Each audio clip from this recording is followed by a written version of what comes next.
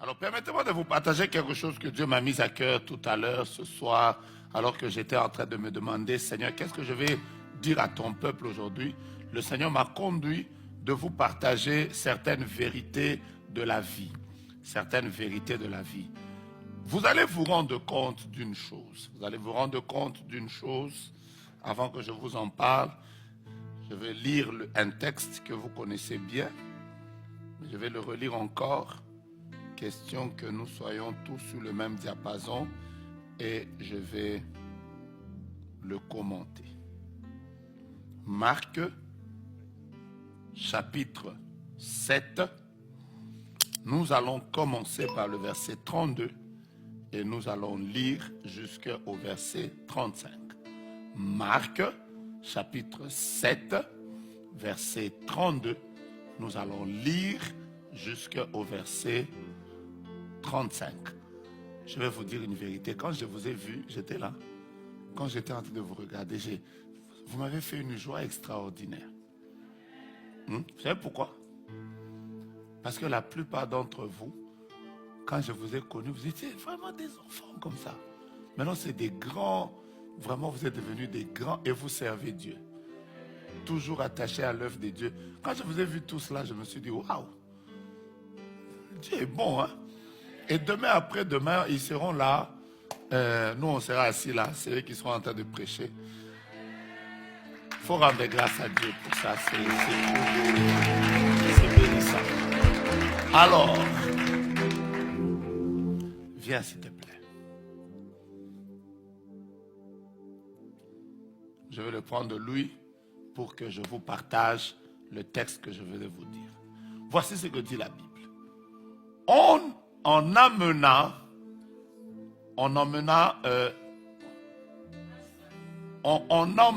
à Jésus-Christ un homme, suivez-moi attentivement, on emmena à Jésus-Christ un homme qui avait deux problèmes. Deux problèmes. Quels étaient les problèmes de cet homme? La Bible dit qu'il était sourd. Ça veut dire que les deux oreilles n'entendaient pas. Ça, c'était le premier problème de cet homme. Le deuxième problème de cet homme-là, c'est que la Bible dit qu'il avait de la difficulté à parler. Donc, c'était un homme qui était double, qui avait un problème, qui avait deux problèmes. Il n'entendait pas et il parlait presque pas. Alors, quand on l'emmène devant Jésus, voici ce que Jésus fait au verset 33. Au verset 33, il y a des choses que Dieu ne fait pas dans la foule. Je répète, il y a des choses que Dieu ne fait pas dans la foule. Voilà pourquoi parfois, pour être visité par Dieu, il faut que tu aies une vie de jeûne personnel, des prières personnelles. Parfois, tu arrêtes toi-même, tu quittes ton lit, tu dis, je vais dormir par terre, je vais chercher la face de Dieu. Aujourd'hui, je vais jeûner. Parce qu'il y avait une foule. Mais la Bible dit que Jésus prend la personne, il l'emmène hors de la foule. Et il pose un acte prophétique. Maintenant, comment ça, monsieur? C'est pour ça que j'ai voulu que Aurélien soit ici. Voici comment Jésus va guérir cette personne. Vous avez le texte devant vos yeux. La Bible dit qu'il va prendre ses mains ou ses doigts. Il va les mettre dans les oreilles de la personne. Il met les doigts. Ensuite, il fait quelque chose que si c'était devant les gens, non, c'était grave ça. S'il avait fait ça seulement devant les gens, pap! Je vais vous dire la vérité, il devait être sur TikTok. La Bible dit qu'il a pris sa salive. Il toucha la langue avec sa propre salive. D'abord, c'est homme-homme. Ensuite, tu prends la salive. Après, tu mets sur la langue. Pas. Après, tu touches là. Mais maintenant, la suite dit, verset 34, très important. Verset 34. Maintenant, ça devient intéressant. Parce que je suis en train de vouloir vous faire comprendre quelque chose qui va vous bénir tout à l'heure. La Bible dit qu'il fait ça. Ensuite, il lève les yeux au ciel. Il lève les yeux au ciel. Et il ordonne. Il dit, Ephata, qui veut dire ouvre-toi. Et le verset 35 dit, parce que c'est le verset 35 que je suis en train de vous dire, la Bible dit, aussitôt ses oreilles s'ouvrirent et sa langue se délia. Et il parla très bien. Ma première question, parce que je vais introduire maintenant mon enseignement, c'est pourquoi Jésus avait-il regardé au ciel? Pourquoi Jésus avait-il regardé au ciel? Première assertion, quelqu'un va me dire que c'est parce que Dieu est dans les lieux élevés, la prière devait venir du ciel. Mais voici la deuxième assertion. Voici ma deuxième question. Quand Jésus disait « ouvre-toi », il parlait à quoi? Il parlait à la bouche, il parlait aux oreilles ou il parlait au ciel? On a le texte, on est en train de méditer. Ici, c'est la montagne sainte. Vous êtes une église où il y a beaucoup d'enseignements. Je vous vois en train de me sourire. Pourtant, j'ai besoin qu'on parle. C'est ici où il y a mon message. Je commence. Il met les mains là. Il lève les yeux au ciel. Il y a deux problèmes dans la vie de cette personne. Mais Jésus crie, Ephata. Il dit, ouvre-toi. Ma question, c'est celle-ci. Jésus parlait-il aux oreilles? Il parlait à la bouche ou il parlait au ciel?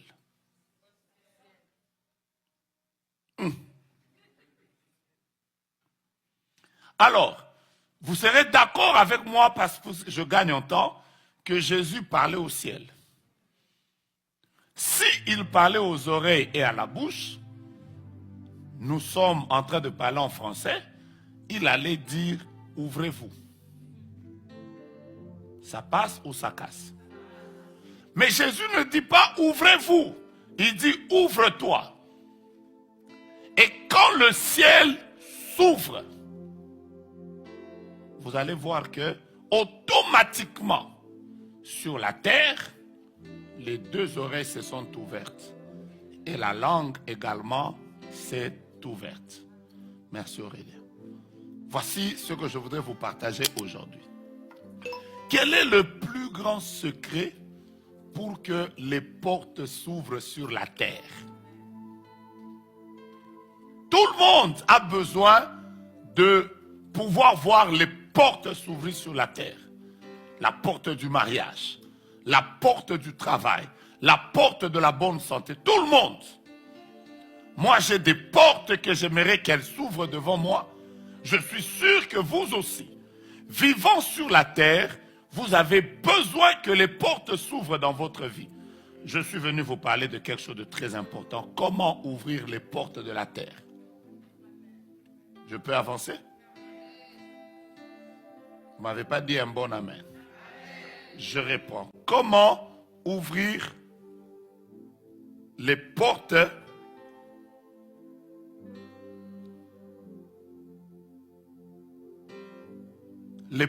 de la terre? La terre a des portes. Il y a des portes, quand elle s'est ouverte, ton mariage s'ouvre. Il y a des portes, quand elles s'ouvrent, ta maternité s'ouvre. Il y a des portes. Quand, par exemple, la porte n'est pas encore ouverte, rien ne va s'ouvrir dans ta vie. Comment on ouvre les portes de la terre? Et jusqu'on va terminer, on va faire une toute petite prière. Et la prière qu'on va faire, c'est que chacun de nous va dire à Dieu, ouvre-moi les portes. Ton amen n'est pas à la hauteur. Ton amen n'est pas à la hauteur. Ton amen n'est pas à la hauteur. La première manière d'ouvrir les portes de la terre, c'est ce que je vais vous faire comprendre maintenant. Si vous voulez voir les portes de la terre, les portes du Canada vous êtes ouvertes. Vous voulez voir les portes de votre travail vous êtes ouvertes. Les portes de votre maternité s'ouvrir. La première chose qui permet à une porte de s'ouvrir, il faut que la porte d'abord du ciel s'ouvre. J'ai commencé par là. Si tu veux que la terre obéisse, c'est le ciel qui doit d'abord s'ouvrir. Le principe, il est expliqué dans Genèse chapitre 1er. La Bible déclare qu'au commencement, Dieu créa la première entité qui a été créée, qui a influencé la deuxième entité. Dieu n'a pas créé la terre puis le ciel. La Bible dit que Dieu créa les cieux, puis il créa la terre. En d'autres termes, la primauté, la prééminence doit d'abord être le ciel. Quand le ciel est ouvert, la terre va s'ouvrir. Quand le ciel est ouvert, la terre va obéir. Je lève ma main et je prie pour quelqu'un, que ton ciel soit ouvert.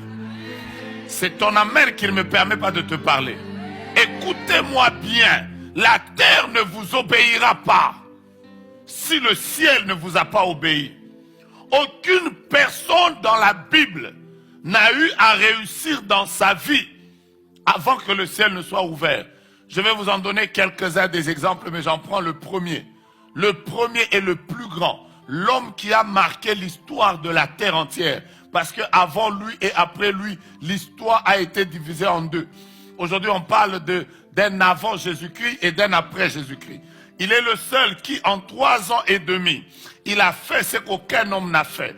Il a ouvert les yeux des aveugles. Il a ressuscité des morts. Il a purifié des lépreux. Il a guéri des malades. Il a fait que des gens ont témoigné sa gloire. Ceux qui l'ont rencontré, qui l'ont entendu parler, ont dit que jamais homme n'avait parlé comme cet homme.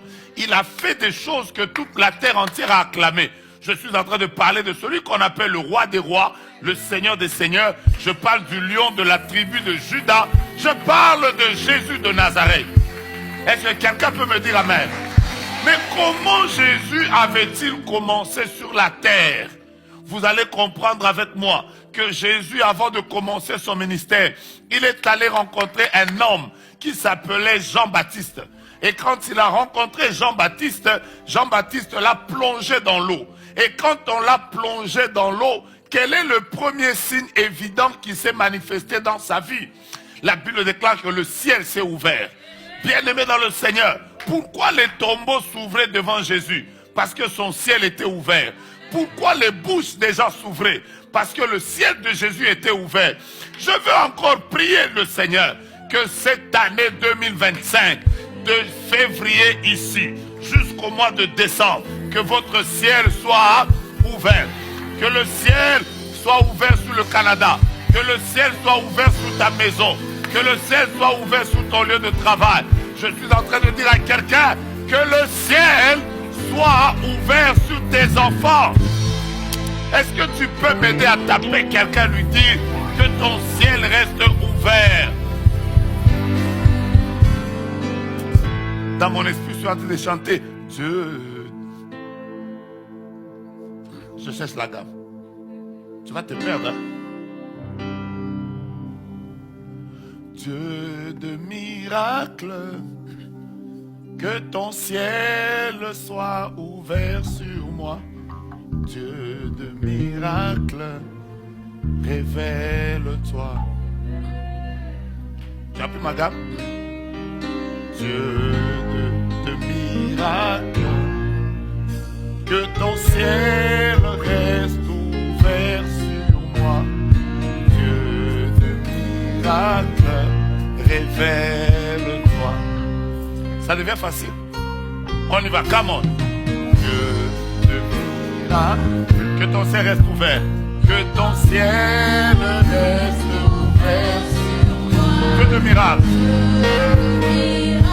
Dis avec moi. Ça, ce n'est pas une chanson, c'est toute une prière que nous sommes en train de faire.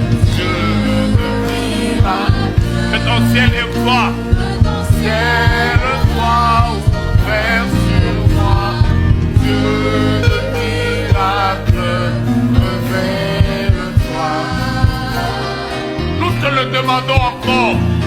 Dieu de miracles, que ton ciel soit, que ton ciel soit ouvert sur moi.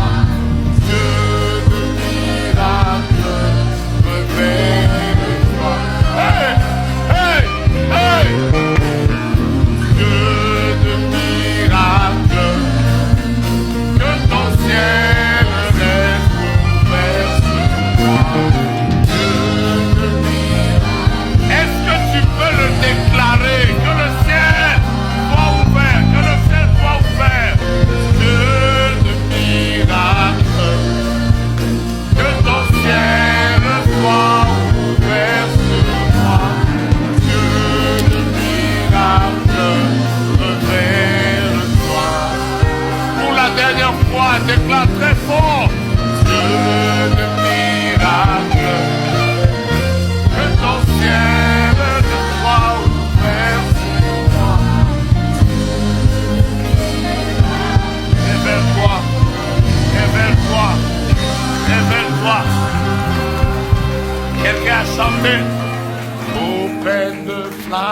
offrirai les nitrés.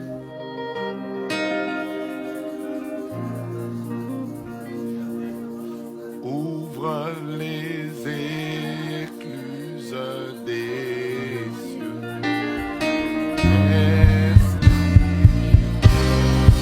Il faut que le ciel reste ouvert. Si le ciel n'est pas ouvert, la maternité ne s'ouvrira pas.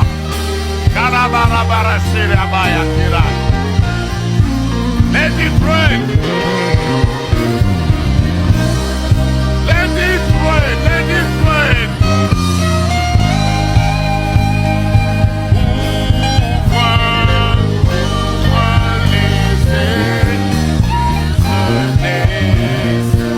Laisse-nous pleurer. Jouez sans souvenir. Bien-aimés, ceux qui ont les portes qui s'ouvrent sur la terre ont le ciel ouvert sur leur vie. Le ciel doit rester ouvert. Quand le ciel n'est pas ouvert, tu te demanderas pourquoi la porte de la maternité ne s'ouvre pas. Pourquoi la porte du travail ne s'ouvre pas. Le principe est le même. Il faut que le ciel reste ouvert. Lève ta main et regarde le ciel. Lève ta main et regarde le ciel. Et dis avec moi, ciel reste ouvert sur moi. Je ne suis pas en train de t'entendre. Déclare, Père éternel, je suis là. Cette année, ne me fais pas avancer. Que je ne fasse aucun pas sans que le ciel reste ouvert sur moi. Dis à Dieu, Père éternel, j'ai des combats, j'ai des difficultés. Cette année est difficile.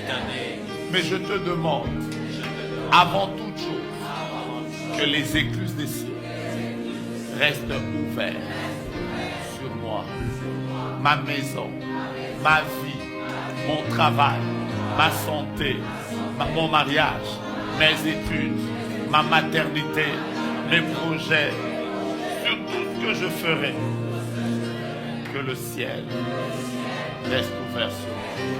Alors que tu as ta main en l'air, déclare encore très fort.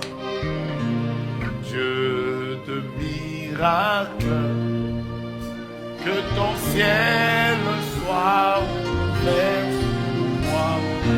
Dieu de miracle, révèle-toi. Chante ça avec ton cœur, c'est ta prière. Oh mon Dieu, que ton ciel soit ouvert sur moi. Je peux sentir le ciel ouvert.